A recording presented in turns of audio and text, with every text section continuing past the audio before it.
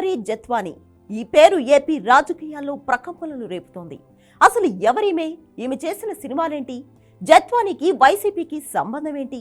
రాజకీయ క్రీడలో ఈమె ఎలా భాగమైంది? ఇలా రకరకాల ప్రశ్నలు ప్రతి ఒక్కరిని వెంటాడుతున్నాయి. బాలీవుడ్ తో పాటు తెలుగు, కన్నడ, మలయాళం, పంజాబీలో ఒక్కో సినిమాలో యాక్ట్ చేసింది జత్వాని. ఆమె నటి మాత్రమే కాదు, డాక్టర్ కూడా.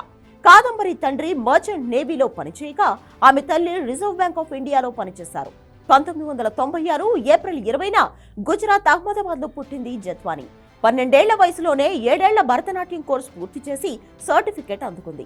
అహ్మదాబాద్ లోని ఎస్హెచ్ఎల్ మున్సిపల్ మెడికల్ కాలేజ్ నుంచి ఎంబీబీఎస్ చేసింది. ఆర్బీఐలో పనిచేస్తున్న తల్లికి ముంబై ట్రాన్స్ఫర్ కావడంతో అక్కడికి షిఫ్ట్ అయింది.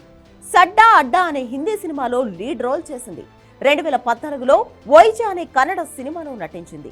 తెలుగులో ఆట, మలయాళంలో ఐ లవ్ మీ, పంజాబీలో ఓ యారా ఐన్వయి లుడ్గయా అనే సినిమాల్లో యాక్ట్ చేసింది.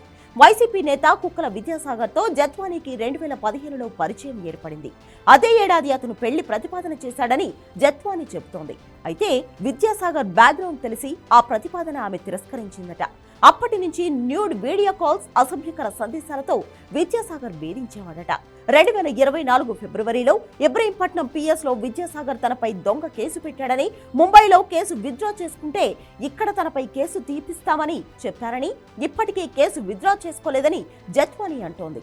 తప్పుడు కేసులో తనను, తన కుటుంబాన్ని అరెస్ట్ చేసి నరకం చూపించారని జత్వాని కన్నీటి పర్యంతమవుతోంది.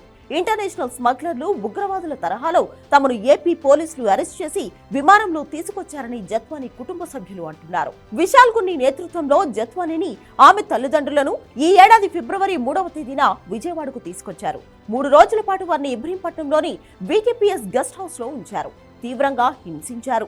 ఫిబ్రవరి 6వ తేదీన కాదంబరిని రిమాండ్ కు పంపించారు. రిమాండ్ ఖైదీగా ఉన్న ఆమెను చూసేందుకు ములాఖత్లు ఇవ్వకుండా జైలు అధికారులపై విజయవాడ పోలీసులు ఒత్తిడి చేశారు. తన కుమార్తెకు నెలసరి వచ్చినప్పుడు శానిటరీ నాప్కిన్స్ పంపేందుకు కూడా అంగీకరించలేదని జత్వాని తల్లి అంటున్నారు. ప్రభుత్వ పెద్దలు, ఐపీఎస్ అధికారులు బెదిరిస్తుండటంతో తమ సన్నిహితులెవరూ సహాయం చేసేందుకు ముందుకు రాలేదన్నారు. ఇప్పుడు ఈ వ్యవహారం ఎలా బయటికి వచ్చిందో తమకు తెలియదని, తనను హింసించిన వైసీపీ నాయకుడు విద్యాసాగర్ తో పాటు పోలీస్ అధికారులపైన చర్యలు తీసుకోవాలని రాష్ట్ర ప్రభుత్వానికి జత్వాని విన్నవించుకుంటోంది.